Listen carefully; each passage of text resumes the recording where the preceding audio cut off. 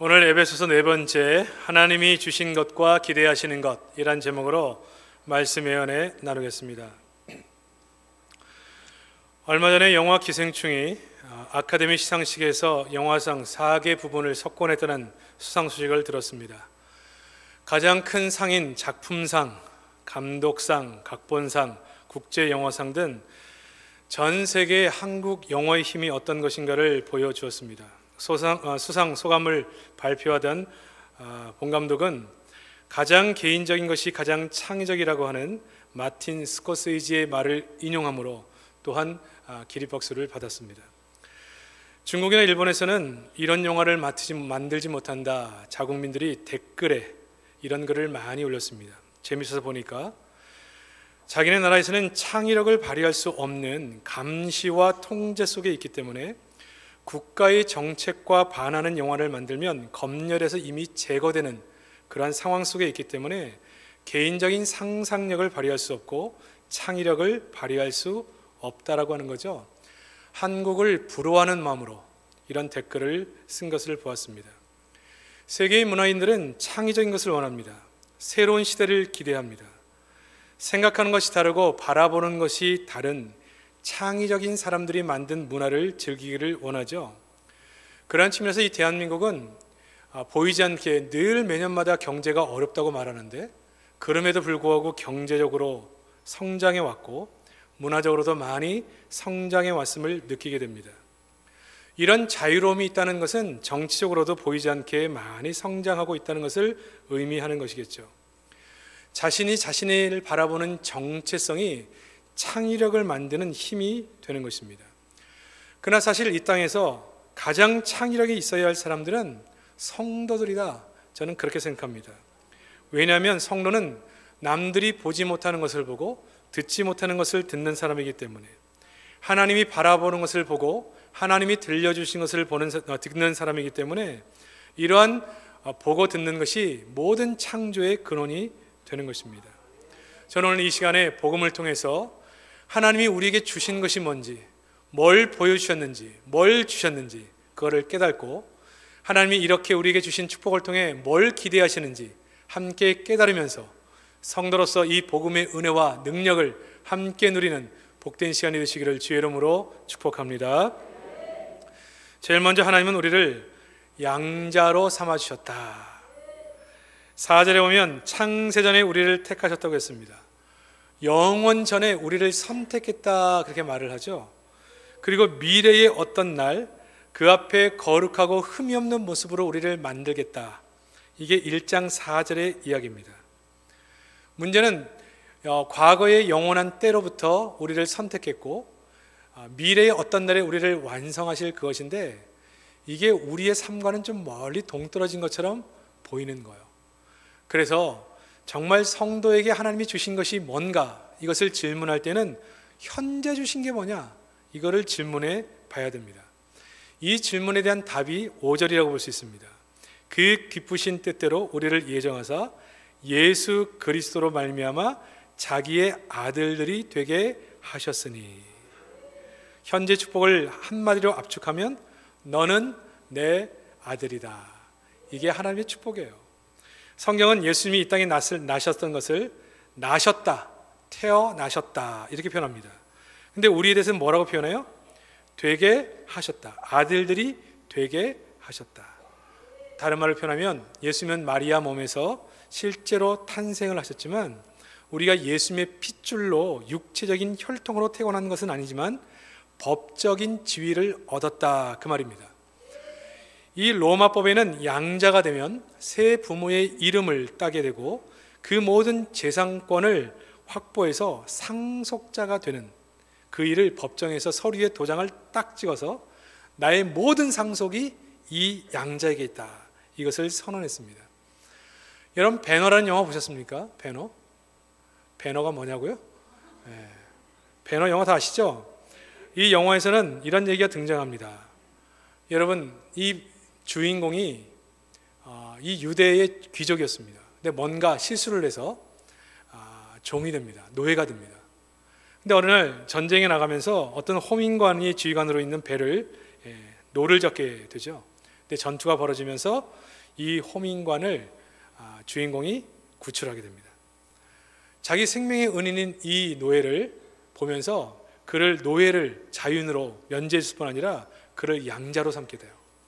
야, 그전에는 종이기 때문에 함부로 말하고 함부로 취급하고 함부로 대했는데 오늘 양자가 돼버리니까 이 주인의 모든 상속권을 갖게 된 거예요. 그때부터 그에게 함부로하던 사람들이 고개를 숙이는 겁니다. 그 호민관이 가졌던 모든 권세, 가지고 있는 모든 것을 누리게 되는 것입니다. 이게 양자가 되는 복이에요. 근데 이 양자로 드릴 때 하나님의 마음이 어땠느냐? 5절에 보니까 기쁘신 뜻대로, 너무너무 기뻤다는 거예요. 11절 앞으로 다루겠지만 그의 뜻의 결정대로. 5절을 다시 보면 그 기쁘신 뜻대로 예수 그리스도로 말미암아 예정을 입어 아들들, 하나님의 아들로 삼으셨다고 얘기하고요. 11절에는 뭐라고 표현하고 있느냐? 예정을 입어 그 안에서 기업이 됐다.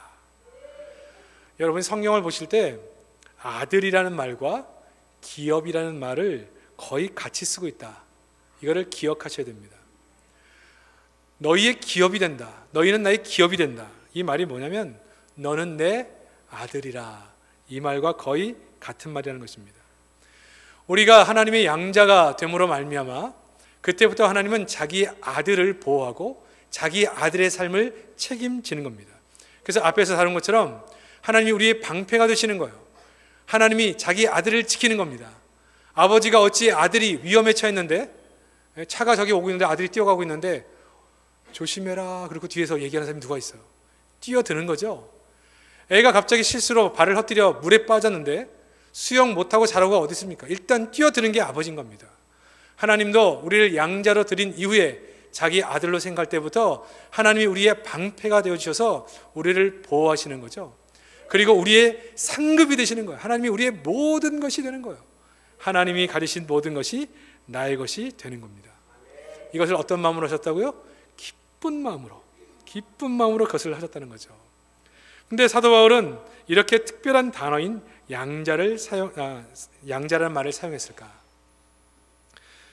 이 아들이 양자가 돼도 속색일 수 있고 그렇게 은혜로 양자로 삼아주신 양부모를 마음 아프게 할 수도 있죠. 그러면 야, 네 양자다 삼은 거 내 후회한다, 취소하자, 그렇게 할지도 모르니까 어떻게 하셨다는 거예요? 증인들을 세우고 그냥 이 영원한 계획, 양자로 삼은 계획을 변하지 않겠다고 그냥 도장을 꽉 찍은 거예요. 너는 내 아들이라 도장을 파고 도장 찍고 호적에 올렸다는 겁니다. 이 양자로 삼은 이것은 취소하지도 않고 어떤 문제가 생겨도 방해받지 않는다. 법적으로 영원한 상속자로 너를 호적에 올렸다. 이것에 대한 선언이야, 선언. 사랑하는 성도 여러분, 우리 성도가 받은 것이 뭐냐? 어떤 분들은 그렇게 얘기하는 사람이 있어요. 하나님, 나 예수 믿고 나서 도대체 하나님이 내게 준 게 뭐가 있습니까? 나 예수 믿고 사실 잘 된 게 별로 없습니다. 준 게 뭐가 있습니까? 참 철이 없는 사람들의 소리예요. 여러분, 하나님이 우리를 어떻게 삼으셨다고요?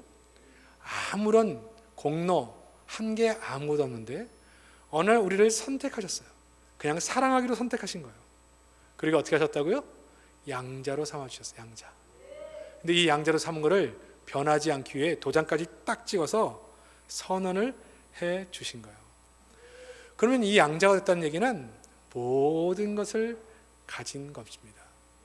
근데 가장 가슴 아픈 게 뭔지 아십니까? 이렇게 하나님의 양자로서의 모든 권세, 상속권을 우리에게 주셨음에도 불구하고 이 땅을 살 때 종처럼 사는 거예요. 없는 사람처럼, 늘 빼앗긴 사람처럼, 늘 짓눌린 사람처럼 얼굴에 수심이 가득하고 어깨는 축 처져 있고 늘 희망과 소망이 없는 사람처럼 사는 거죠. 복음을 모르기 때문에, 복음을 만나지 못했기 때문에, 예수를 인격적으로 만나지 못했기 때문에 이 하나님의 양자된 기쁨이 뭔지를 모르고 사는 거예요. 여러분, 이 땅을 살 때 우리가 부러워할 사람이 누가 있습니까? 이 땅을 창조하시고 이 땅을 운행하시고 이 땅의 모든 왕들을 세우기도 하시고 패하기도 하시는 그 하나님이 우리를 양자로 삼으셔서 그 하나님이 가지신 모든 것들을 상속자로 우리로 지명해 불러주셨는데 여전히 종처럼 거지처럼 그렇게 자신을 생각하고 가진 것이 없다, 우리는 없다, 못한다, 할 수 없다, 우리는 망했다, 이런 의식을 가지고 사는 성도를 바라볼 때마다 하나님 마음이 찢어지는 것입니다. 제가 처음 예수를 믿었을 때 저의 인생도 참 어려울 때였는데 이렇게 하나님이 나를 양자로 삼아주신 것을 바라볼 때 정말 위로가 되고 힘이 되더라고요. 어깨를 펴게 되고, 그래, 하나님이 나의 아버지지, 하나님이 가진 것이 모두 다 내 것이지. 저는 그래서 평생 동안 누구보다도 가난하게 살았지만 한 번도 가난하다고 생각해 본 적이 없어요. 이것 때문에 서름 받은 적도 많습니다. 학비를 못 내 서름도 받았고, 먹고 싶은 거 못 먹어서 서름도 많이 받았고, 빚쟁이에 쫓겨서 서름도 많이 받았습니다. 그러나 한 번도 내가 가난하다고 생각한 적이 없어요. 늘 부여의식이 내 마음속에 있었고, 가능하면 베풀며 살려고 애를 썼습니다. 왜요? 하나님이 나의 아버지시고 그분의 상속자니까. 사랑하는 성도 여러분, 믿음 안에서 저와 같은 은혜가 있기를 주의 이름으로 축복합니다. 두 번째, 하나님이 우리에게 주신 게 뭐냐? 하나님이 우리의 아빠가 되어주신다. 참, 이 말도 기가 막힌 말이에요. 1절과 6절 사이에 제일 많이 등장하는 단어가 뭐냐? 엔 크리스토스, 그리스도 안에서란 말입니다. 그리스도를 쫓아, 1절부터 6절 사이에 계속 반복해 나오죠. 그리스도 안에서, 그 사랑 안에서, 예수로 말미암아. 6절에 봐도 그의 사랑하시는 자 안에서라는 특별한 표현을 사용합니다. 예수님은 하나님이 사랑하시는 자죠. 가장 소중하게 생각하는 분입니다. 근데 예수 안에서 양자됐다, 이 말은 하나님이 예수를 사랑하는 그 마음, 그 마음으로 우리를 사랑하신다, 그 의미입니다. 무슨 말이라고요? 하나님이 예수님을 사랑하는 수준으로 우리를 사랑했다는 표현, 예수 안에서 양자됐다는 표현입니다. 여러분, 예수 믿는 게 뭐냐? 우리 죄를 용서받고 천국 가는 것이다. 그렇게 가볍고 좋은 측면의 성도의 정의가 아닙니다. 예수 믿고 나서 좀 착해졌다, 이런 수준의 변화가 아닙니다. 우리가 예수를 믿고 나서 하나님의 양자가 된 이후에 받는 축복이 뭐냐면, 하나님이 예수님을 사랑하는 정도의 수준으로 지금부터는 하나님의 사랑을 받는 것이다. 이 변화가 왔다는 것이에요. 요한일서 3장 1절은 이것을 이렇게 표현합니다. 보라, 아버지께서 어떠한 사랑을 우리에게 주사 하나님의 자녀라 일컬음을 얻게 하셨느니라. 보라, 어떠한 사랑, 예수님을 사랑하는 그 사랑으로 우리를 사랑한 그런 하나님의 자녀가 됐다는 거죠. 여러분, 그래서 우리의 가치는 예수님 가치예요. 예수님 가치. 근데 이걸 아직도 가슴으로 느끼지 못한다, 이것을 깨닫지 못한다, 예수 믿으면서 가장 중요한 것을 잃어버린 사람의 모습이에요. 제가 여러분에게 고백했던 것처럼 저는 어린 시절 제가 태어나지 말아야 될 인생으로 인식하며 살았습니다. 아버지 일찍 돌아가시고 외갓집의 형제들이 나만 없었어도 어머니가 제가해서 잘 살 수 있는데 이 어린아이 하나 때문에 평생을 시집도 못 가고 고생한다. 그것 때문에 늘 자기들끼리 모이면 없었으면. 여러분, 저와 같이 자라신 분이 있습니까? 태어나지 말았어야 되는데 태어난 인간, 그렇게 취급받으며 자라보신 분 있나요? 이러한 배경이 저를 굉장히 우울한 사람으로 만들었고, 저를 깊은 내성적 사람과의 관계를 기피하는 사람으로 어린 시절 저를 만들었습니다. 왜요?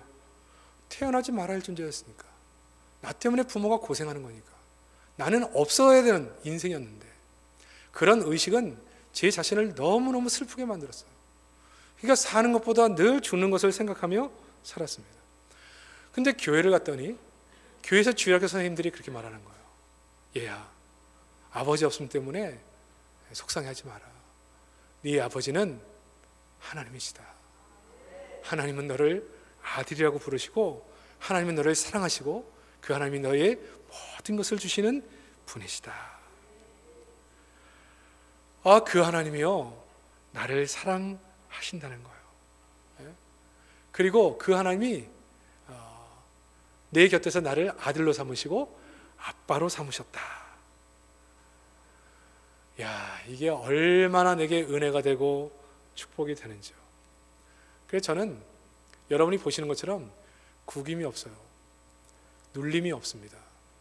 부모가 없는 것 때문에 늘 가난하게 자랐고 1000일 이상을 병원에 입원해서 늘 병치를 하는 연약한 몸을 가졌던 인생이었지만 그것 때문에 눌리거나 눈치를 보거나 어려워하거나 힘들어하는 것이 없습니다.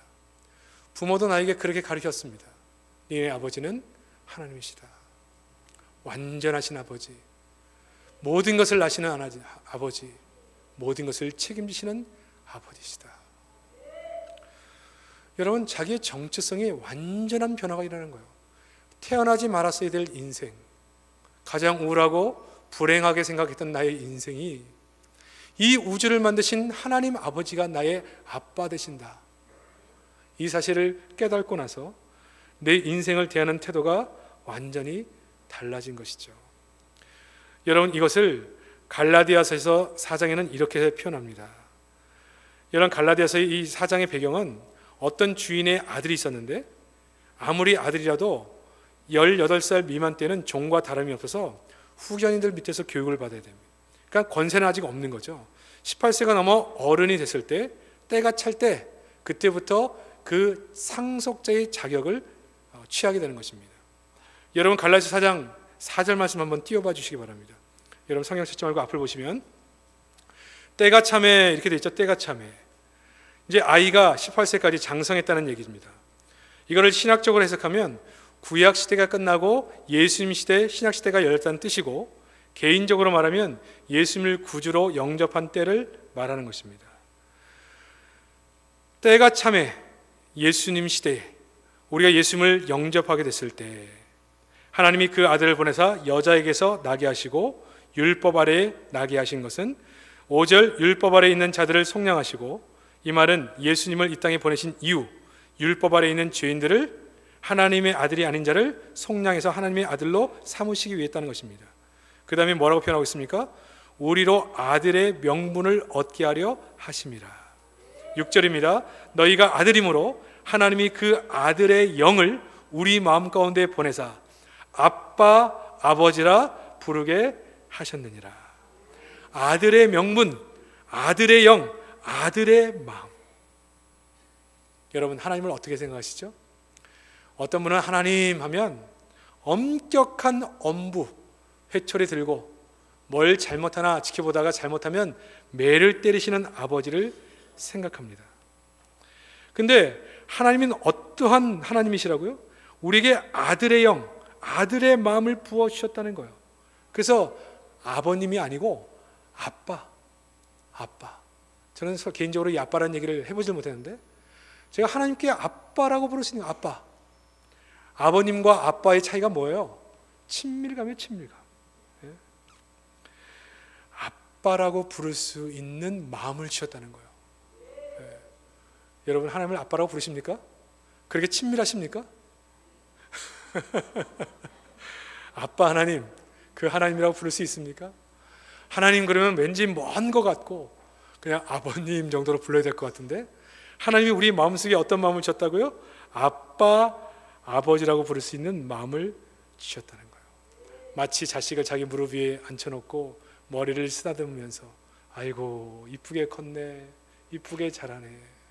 아빠 품에 안겨서 언제든지 웃을 수 있고 그 품에 안길 수 있고, 힘들고 어려울 때 그 품에 안겨 울 수 있고, 힘들고 필요한 것이 될 때 아빠 내가 이것이 필요하다고 말할 수 있는 그 친밀한 관계.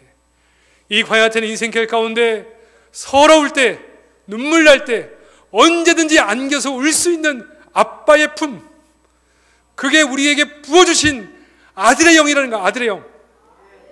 이 마음은 성령께서 부어주시는 마음이에요. 하나님, 이 광야 같은 인생길 사는데 너무 인생이 서럽고 힘듭니다. 아무도 내 편이 없습니다.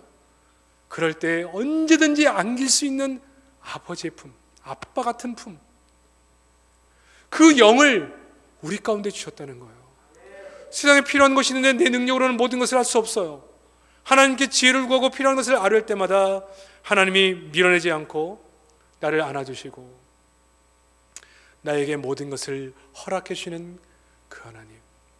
비록 아버지의 마음을 아프게 하고 때로는 대못을 박아도 나를 밀어내지 않고 내 품에 안아주시는 그 하나님, 위로가 필요할 때 위로해 주시고 같이 웃어주시고 같이 손잡아 주시는 그 하나님, 이 아빠 하나님, 아빠 아버지, 이 영을 우리 가운데 허락해 주셨다는 거죠. 여러분, 그러니까 우리가 하나님께 받은 게 뭐예요? 지금 이거 복음을 깨달으면요, 하나님께 받은 게 너무 엄청난 거예요. 예? 우리 하나님 아버지의 상속자, 그의 모든 유업을 받아 누릴 수 있는 상속자로 부르심을 받아 양자로 부르심 받았고, 그 하나님을 아빠라고 부를 수 있도록 그 위대하신 모든 것을 알고 계신 그 하나님이 친밀하게 나를 자기 품에 안아주시는 그 아빠 하나님이 되는 아들의 영을 부어주셨다는 거예요. 여러분, 이 땅에 이러한 복을 받은 자들이 울 일이 뭐가 있고 서러울 게 뭐가 있고 원망할 게 뭐가 있어요? 세상에 우리보다 더 많은 것을 가진 자가 있나요? 이 땅에 변호사가 되고 의사가 되고 사업가가 돼서 수억의 연봉을 받고 부러울 것이 없는 사람들보다 우리가 못한가요? 여러분, 이 하나님을 나의 아버지로 두고 아빠라고 부를 수 있는 그 위치, 신분을 가진 사람들이 이 땅에 가슴을 펴지 못하고 축 늘어진 어깨로 살아야 될 이유가 뭐가 있냐는 말입니다. 복음을 깨닫지 못하면, 복음을 알지 못하면 이 하나님의 은혜를 누리지 못하고 이 땅을 사는 거예요. 세상 사람들과 비교해서 왜 나는 이렇게 되는 일마다 안 되는가? 나는 왜 인생이 이렇게 불행한가? 나는 왜 이렇게 외로운가? 내 주변에 왜 사람이 없는가? 여러분, 정말 그렇습니까? 그만큼 많은 사람들 가운데 우리를 선택하셔서 너는 내 아들이라 양자로 불러주신 그 하나님, 이 권세 하나만으로도요 얼마나 큰 은혜가 있어요. 옛날에 암행어사가 임금의 마패 하나를 들고 가면 어떤 권세도 그 마패 앞에 두려워 떨잖아요. 우리의 권세가 뭐라고요? 하나님을 나의 아버지로 둔 사람이에요. 그 아버지로 둔 사람은요 어디든지 마음대로 드나들고 모든 것을 누릴 수 있는 권세를 가진 거예요. 그런데 그 아버지가 우리를 자기의 품에 안고 친밀하게 아들됨을 나눌 수 있는 아빠 하나님, 하나님은 모든 것을 우리에게 주셨습니다. 우리가 찬송하며 살 수밖에 없는 이유가 뭐라고요? 내게 지금 내 손에 뭔가를 줬기 때문이 아니라 이미 하나님은 우리에게 모든 것을 다 주셨어요. 이것을 은혜로 깨닫고 이 복음을 깨달은 자들은 입을 열면 찬송일세 찬송일세, 감사와 찬송을 드릴 수밖에 없는 거예요. 제가 일전에 소개했던 반제에 살던 어떤 할머니가 새벽 기도 갔다 와서 덩실덩실 춤을 추며 지내는 얘기 한번 해드린 적 있잖아요. 이 복음을 깨달은 자들은 그 나이가 몇 살이든지 간에 이 하나님의 은혜가 너무 커서 춤추며 살 수밖에 없는 거예요. 찬송하며 살 수밖에 없는 거죠. 저는 여러분들이 이 복음의 능력을 체험한 자로서 이 땅에 광야 같고 수많은 안전 소식이 들린다 할지라도 복음의 능력을 경험하고 찬송하며 기쁨으로 사는 성도들 되시기를 주의 이름으로 축복합니다. 근데 이렇게 많은 것을 주신 하나님이 우리에게 기대하는 것이 하나 있어요. 그게 뭐냐? 6절입니다.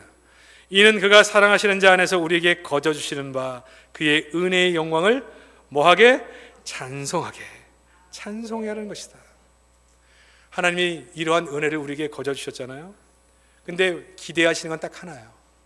이것을 누리는 겁니다. 그리고 기뻐하는 겁니다. 감사하는 겁니다. 찬송하는 것입니다. 나 같은 인생을 부르셔서 상속자로 삼아주시고 나 같은 인생 부르셔서 하나님을 아빠라고 부를 수 있는 이 은혜, 이 신분 주신 것 감사합니다. 이거를 찬송하며 사는 것이 하나님이 나에게 기대하시는 거예요. 그래서 1장 6절 12절 14절에 보면 계속해서 하나님의 영광을 찬송하게 합니다. 찬송하게 합니다. 그렇게 반복하죠. 뭘 찬송해요? 하나님의 영광. 하나님의 영광이 뭘까? 영광이란 말은요 하나님의 하나님다움입니다. 하나님다움이 어디서 잘 드러났느냐? 예수 그리스도의 십자가죠. 이 예수 그리스도의 십자가는 우리를 거저 선택하여 거저 사랑하시는, 거저 주시는 은혜, 이게 십자가의 은혜예요. 하나님의 영광이 뭐냐? 거저 주시는 은혜, 이게 하나님의 영광이에요. 이거를 고린도후서에서는 어떻게 말하느냐? 4장 5절도 한번 띄워주십시오. 복음의 핵심을 말하면서 예수 안에 있는 하나님의 영광의 빛을 아는 마음을 갖는 것. 이게 복음의 핵심이라는 거예요. 하나님의 영광의 빛을 아는 마음, 거저 주시는 은혜를 깨닫는 마음. 이게 복음의 핵심이라는 핵심. 4장 3절도 한번 띄워보세요. 근데 우리를 망하게 하는 존재 사단은 뭐 하게 한다고요? 우리의 눈을 가려서 거저 주시는 십자가의 은혜를 깨닫지 못하게 한다는 거예요. 근데 거저 주시는 이 십자가의 은혜를 깨닫는 것이 복음.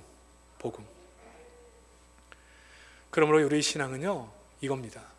오늘 우리를 선택하셔서 거저 선택하시고 거저 은혜를 베푸셔서 거저 주시는 구원을 받은 거예요.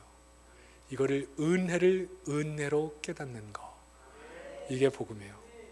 이 복음을 깨닫고 하나님, 어째요 이 많은 사람들 가운데 더 배우고 더 잘나고 성품 좋은 사람도 많은데 나 같은 인간을 선택하셔서 하나님의 자녀라고 불러주셨고 하나님을 아빠라고 부를 수 있는 이 영광스러운 신분에 있게 하셨나이까. 너무너무 감사합니다. 하나님께 영광과 존귀를 올려드립니다.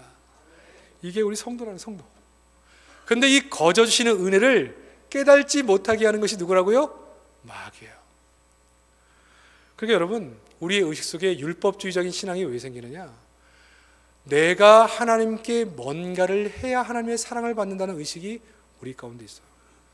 그래서 교회에서도 목소리 좀 내려면 헌금도 좀 많이 내고, 교회에서 조금 영향력을 행사하려면 봉사도 좀 해야 되고, 교회에서 조금 이름께나 내려고 그러면 뭐 기도든 전도든 뭐라도 조금 열심히 해서 사람들에게 인정받는 정도의 신앙생활을 해야 되지 않느냐. 그러면 하나님께서 우리를 사랑해 주시지 않겠냐. 이런 생각을 가져요. 마귀가 뭐 한다고요? 거저 주시는 은혜를 깨닫지 못하게 하는 거예요. 하나님이 우리를 선택하신 것은 우리가 뭔가 하나님께 드렸기 때문에, 우리가 하나님께 뭔가 한 게 있기 때문에 주신 은혜가 아니에요. 제가 가끔씩 병상에 있는 분들에게 복음을 전하기 위해 갈 때가 있는데, 가서 하나님이 거저 주신 이 십자가의 은혜를 통해 구원받은 백성이 되시겠습니까? 물으면 의외로 많은 분들이 이렇게 말합니다. 목사님, 제가 교회 나간 지도 얼마 안 됐고 헌금 생활도 못 했고 교회를 위해 뭐 하나 봉사한 적도 없는데 내가 무슨 염치로 이 구원을 선물로 받겠습니까? 아직 복음을 모르는 거죠. 복음이라는 것은 거저 주시는 은혜예요. 거저 주시는 은혜. 그 거저 주시는 은혜가 하나님의 영광이에요. 그게 십자가에서 그대로 나타난 것이죠. 우리에게 대가를 바라지 아니하시고 거저 주시는 은혜. 이게 복음입니다. 이게 복음. 이거를 깨달은 자들이 하나님 감사합니다. 모든 것이 은혜입니다. 그렇게 말하면서 하나님께 찬송을 올려드리는 거예요. 근데 우리는 이 복음을 왜 잘 받아들이지 못하느냐? 세상 사람들에게는 공짜가 없거든요.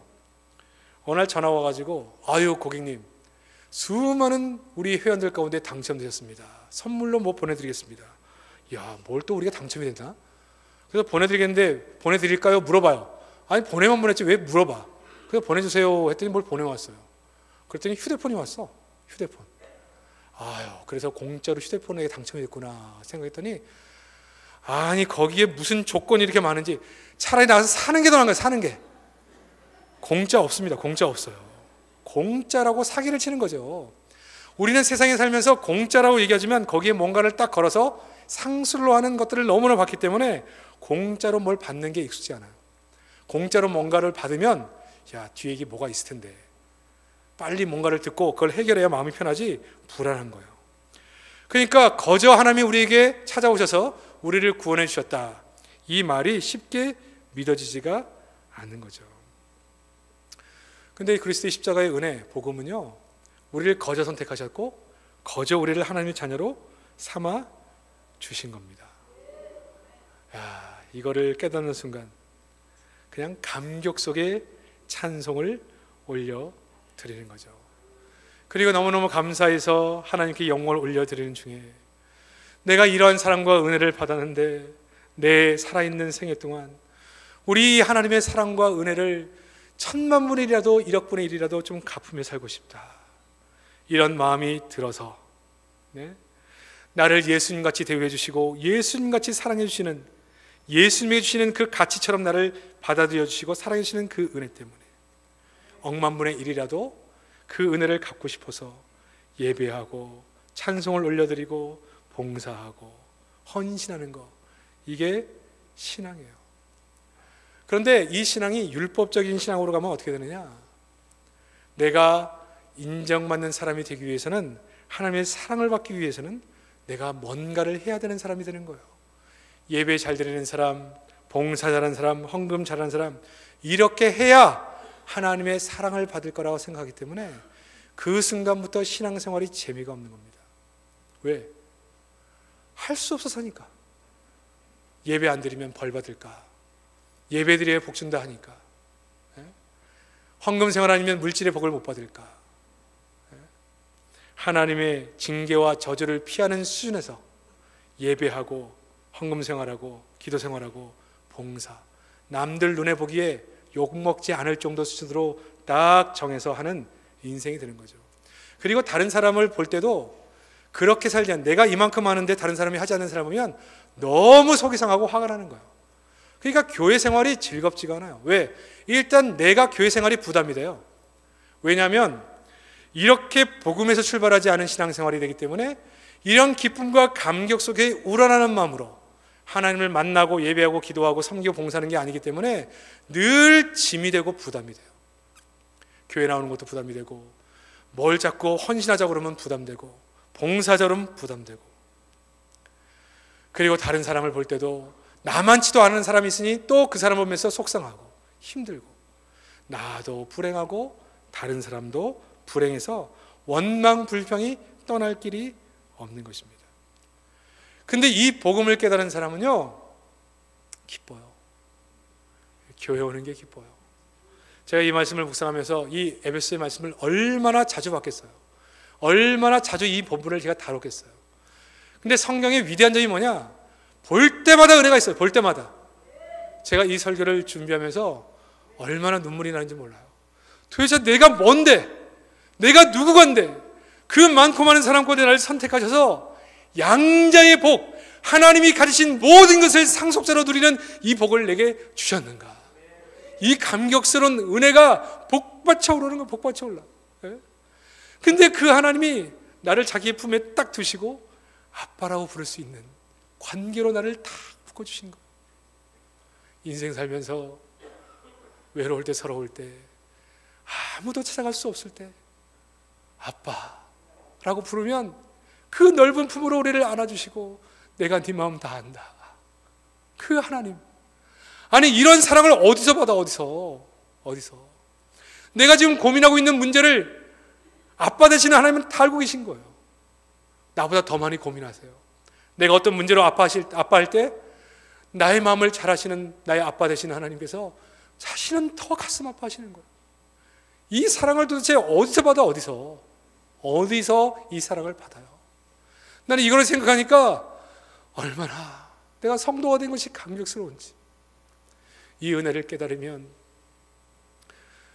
내가 주님을 위해 억만분의 1, 천만분의 1이라도 이 은혜를 갖고 싶은데, 내 삶을 드리고 나의 은사를 드리고 나의 물질을 드리며 섬기는데도 이거는 뭐 하나님이 내게 주신 은혜에 비하면 택도 없는 거죠. 그런데도 이것이 감격이고 즐거움, 나를 그렇게 사랑하신 그 하나님을 위해 살 수 있다는 것이 기쁨과 감격이 되는 거예요. 그러니까 여러분, 요즘처럼 이렇게 험난한 인생, 정치, 경제, 문화, 외교, 안보 뭐 하나 안정됨이 없이 우리의 건강의 위기까지 왔던 이 시기 속에서도 세상 사람은 입만 열면 걱정하고 욕하고 원망하고 비난하고 그렇게 살죠. 그래서 성도는 이렇게 예배 시간에 와서 하나님의 은혜를 경험하고 나 같은 사람을 선택하시고 아들 삼으신 그 하나님, 나를 친밀하게 끌어안고 계신 그 하나님을 생각할 때마다 우리는 영광일세, 이 찬양을 하나님께 올려드리는 거예요. 우리 속에 이 웃음과 기쁨이 떠날 길이 없는 것이고, 이렇게 험난한 세월을 살면서도 그 얼굴에 기쁨과 감격이 가득 찬 것이고, 소망을 잃어버린 자들에게 그래도 우리에게는 소망이 있습니다. 여러분이여 안심하라, 우리에게는 하나님이 있습니다. 우리의 아버지가 계십니다. 이렇게 외칠 수 있는 것입니다. 사랑하는 성도 여러분, 어려우면 어려울수록 더 복음의 감격 속에 그리스도의 십자가에 붙잡힌 바 되어서 이 복음의 능력들을 이 한 주간 경험하는 복된 성도들이 다 되시기를 주의 이름으로 축복합니다.